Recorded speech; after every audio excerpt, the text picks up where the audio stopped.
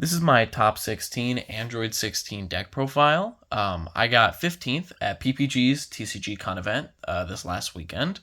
It was a 37-person tournament, 6 rounds. I went 3-3. Round 1, I played against Green Cooler, and I won 2-0. Round 2, I played against Mass Saiyan, and I won 2-0.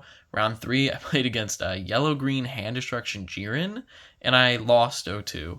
Round 4, I played against Yellow Turles, and I won 2-0.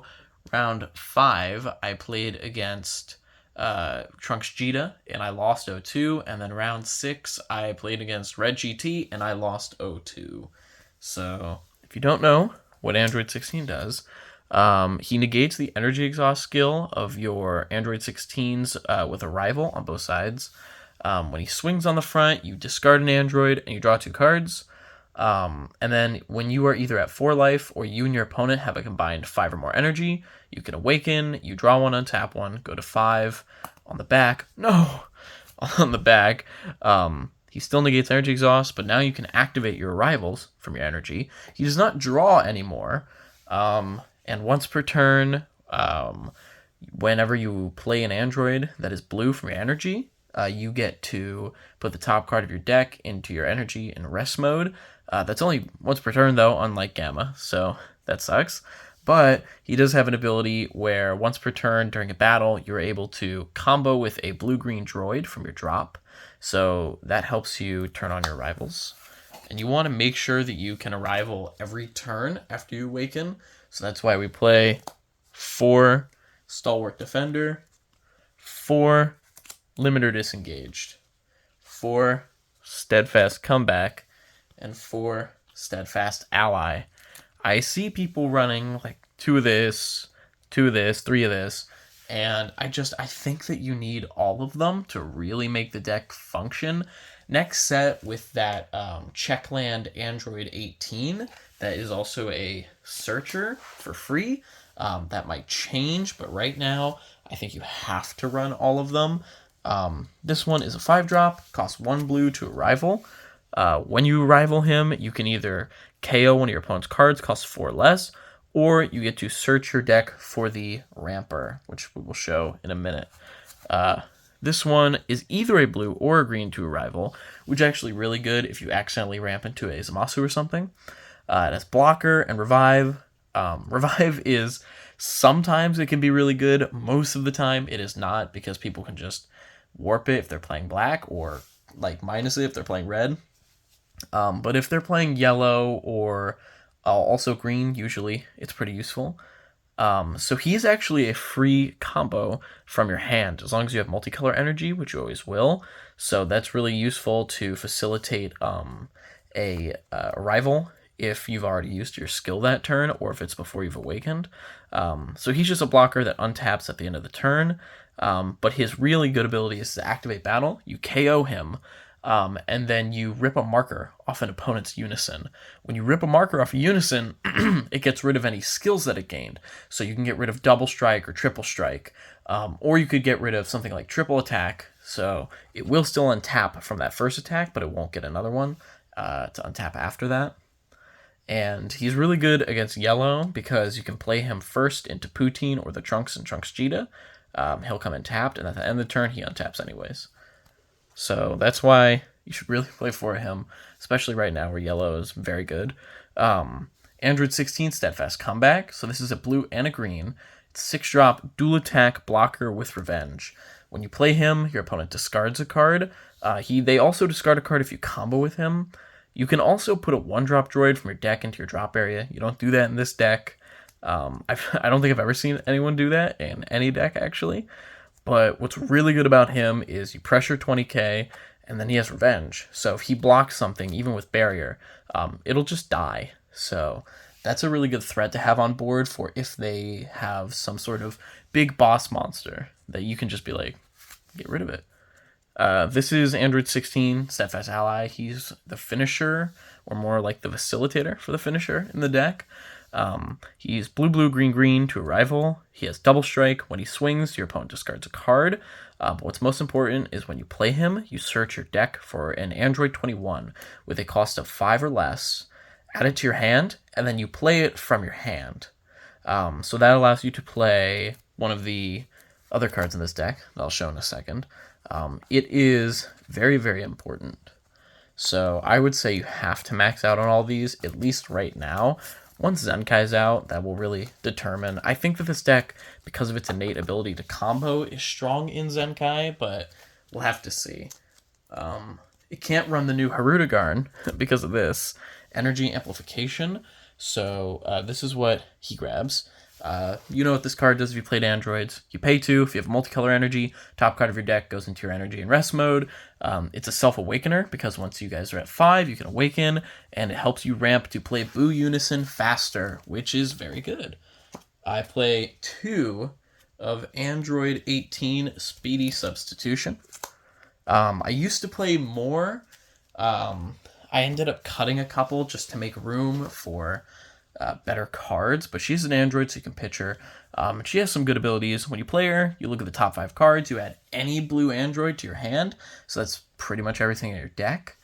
And then you shuffle, but she also has an ability where at the end of the turn, you can choose a blue-green energy, return it to your hand, and then put a card from your hand into your energy in rest mode. So if you accidentally charge a super combo or something, she'll let you grab that. So she is useful, but honestly, she's not multicolor. When you ramp into her, it kind of sucks because, once again, you can't use her for green, and you can't rival her out of your energy.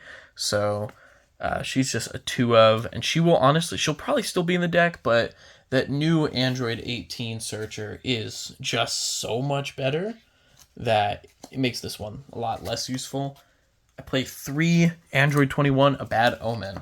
So this is what the 7-drop searches out and plays, may I mind you. So what she does is you can play her from your energy by yourself just by paying blue, blue, green, green. You probably know what she does. When you play her, you choose one of your energy, place it in the drop area, and then you choose one of your opponent's life, place it in their drop area, and choose one of their creatures and place it in their drop area. So that's really good because since it says place in the drop area, it actually gets around things that say can't be KO'd. And obviously just burning your opponent for 1 is really good, especially when you can then proceed to swing in with a 25k double striker that burns, that makes them discard a card. For super combos, I have a 2-2 split. I play 2 Android Team Bionic Blitz and 2 Zeno Edge of Space. It used to be 3-1 because she's an android. You can pitch to your leader ability, and also obviously free green blue so that you can activate arrivals. However, I think that Zeno is really, really good because when you awaken, you go to 5.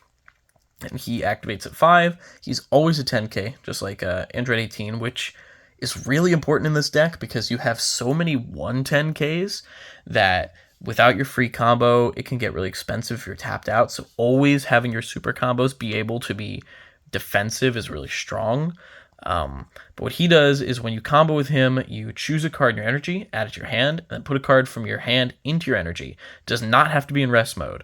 So you can pick up a super combo that you accidentally charged and then put in an arrival guy. So it allows you to kind of get around those things.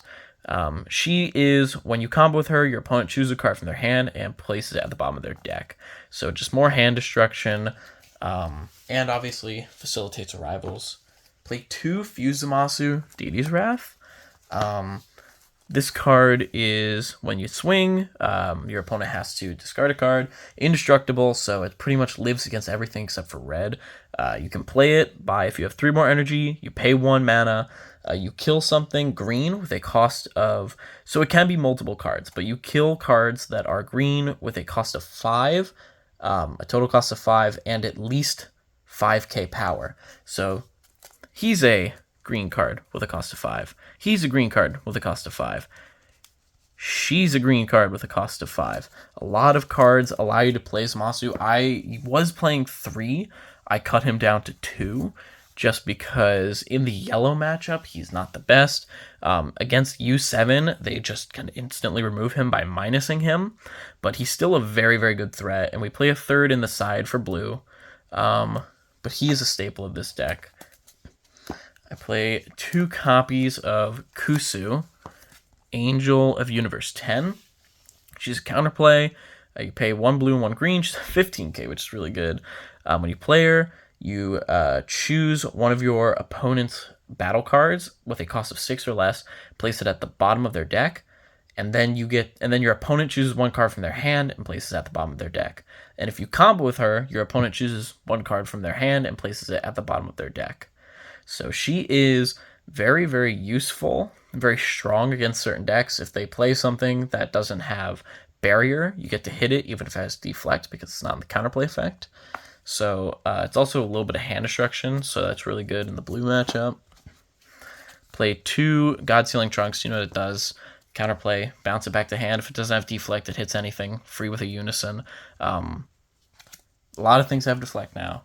Baby Hatch. Take an extra turn. It's just stop all their attacks, and it's a 40k. So being able to, on your turn, swing with your 40k Baby Hatch, and then pay 4 to play this out of your energy, and then play this, and put them from 2 to 1, where you have at least 50k power, is very good, and is usually the best finisher for the deck if you can pull it off. Play 4 Majin Buu, because you get to 4 energy on turn 3, so why wouldn't you? Plus 0, you untap 1 at the end of the turn, and you draw a card. He's you untap him as well. He's a double strike blocker, 20k, and when you -1, he bottom decks one of your opponent's battle cards when a battle card swings. 4 Senzu Bean, because why would you run any less in a deck that's all about manipulating your energy? Tap 1, untap 2. 2 D-Magic, because it's very good. We want to get access to more energy, but we need to go into the combo step, so we don't play a whole bunch of negates. The Sparking is really good because you tap out a lot. 2 Dirty Burst, because there are a lot of really big fatties running around right now, and being able to either just have a negate or pay 2 and say, you can't swing with that Goku Pan Trunks, you can't swing with that big Goku, you can't swing with that Cell. It's very, very strong. 2 of the blocker negate, because you go down to 5, so you can put yourself to 4 with this. Once you're awakened, you always can activate its ability. Also, another blocker is really good because you negate, and then you make a blocker, and then you can go into the combo step by blocking instead of negating. And then I play 1 Desperate Measures, 1 Absolute Release Ball. There are a lot of floodgates in this format, and I couldn't decide which one to play, so I played both. This hits things like the Gohan one that was from Baby, because it hits 3 or lesses, but you have to be at 4 life, which is why this card's good. And basically, you pay 1, it goes to hand instead of being played, and then you untap a blue energy, and you can activate it by taking a life if you're at 4 or less, and you have multicolor energy. So this one is actually pretty good. Desperate Measure is also really good. I don't see a lot of people playing this card anymore, but I love it. It's a counterplay. Anything 2 or less goes back to the hand instead of being played, and then you bounce one of your cards with a cost of 3 or less back to your hand. So that lets you grab back your Ramper. So you could play it again and ramp up higher faster. Lets you grab back your Searcher. It lets you grab back this if you had to play it to draw a card. It lets you grab back this and then use it again. It is honestly just one of my favorite cards. I used to play it in my blue baby deck for a while. It went in and out, but yeah, I just think you have to run a lot of counterplay right now. Not just because of the floodgates, but also because there's just a lot of really, really good cheap cards. So we'll go over the side deck. I play 3 Isekai Keeping Watch. When you play it, you draw a card. Whenever your opponent plays a card during your turn, they have to bottom deck a card. This punishes floodgates. It's very good against blue, which is very counter heavy and dies to hand destruction. And honestly, sometimes in the aggro matchup, you put it in because it's a 0-5k that draws you a card. Play 2 Full of Rage. This is a great card. Arrival blue-green for a blue. You can't play it if you played it that turn already. Activate battle, you bounce it to your hand, and then you choose one of your opponent's battle cards and bounce the cost of 4 less and return it to their hand. So if your opponent is swinging at you and they combo out on a card that's like let's say it was that Android 17 Double Striker from the U7 deck. I don't remember if it has barrier or not. This is not ignore barrier, but if they do that and they combo out to like 40k, you just, okay, leader ability to combo for free, pay 1 to play this, bounce it back to my hand, bounce your guy back to your hand, battle fizzles. It's just a really good way to get rid of low-cost cards and make your opponent keep replaying them. Play 2, Baby Diabolic Parasite. I said I like Baby. This is actually really good. So it costs 3, but you untap a mono blue whenever it comes into play. So first of all, that's really good because you do want to have at least 1 mono blue charged for Majin Buu, so he has something to untap. But he says, basically, you play him. If the card being played costs 4 or less, it's returned to the bottom of your opponent's deck instead of being played. So he's a 19k, hits anything without deflect 4 or less, which is not just floodgates. That's a lot of like threats and stuff. So let's say your opponent tries to play the... also, that's all in the counterplay, so even if they counterplay him, all the abilities will still proc. But if your opponent tries to play the yellow barrier slug, that makes it so you can't draw cards except by leader effects. Obviously, your leader does not draw on the back. So you could, on window 1, activate this, and if they play it, just goes to the bottom. So they usually will just fail to find. This is genuinely really good. You can also use it to counterplay the 3-drop Trunks with barrier in the Trunks Jita deck. So that helps get rid of that. And then the rest of the side deck is all 1-ups. 1 destructive villain. It's an Android 21 that you can play with your 7-drop. You kill an energy, blow up all your opponent's stuff, cost 4 less. Really good against aggro. This is the Beautiful Scientist. So she's a blocker that ramps you 1 and then KOs one of your opponent's battle cards. So she's really good. Also in the aggro matchup when you need to kind of build up more energy and you need an extra block. The Android 17-18 Siblings Revived. So this one is really cool. When you play it, you choose any number of your opponent's battle cards with barrier, well, ignoring barrier, and you place them in their drop area, and then you untap 1 blue energy at the end of the turn. When it attacks, your opponent reveals their hand, you choose 2 of their cards and place them in their energy and rest mode. And that is not once per turn. And this has dual attack. So this is a deflect, double strike dual attacker, 25k, that rips 4 cards out of your opponent's hand and blows up all of their board. It's very good. You cannot cheat it in. You have to pay 8. This is insane if you can play it in the yellow matchup or the blue matchup, especially yellow. SS Gotenks Absolute Unison. It's a 4-cost Unison, 20k dual attack blocker. -2, draw 2 cards. Or -3, choose 2 of your opponent's cards ignoring barrier. Put them at the bottom of their decks. Play this for yellow to get rid of barrier cards. I will say, the side deck and even the main deck is somewhat limited by the fact that since your leader puts cards from the top of your deck, without you looking, obviously, into your energy, it's very hard to play black cards, simply because you don't have effects like Gamma does, where you can play the Android 17 or 18 that chooses one of the energy, puts it at the bottom, and replaces it with something else. The only way to get cards out of your energy is with Zeno.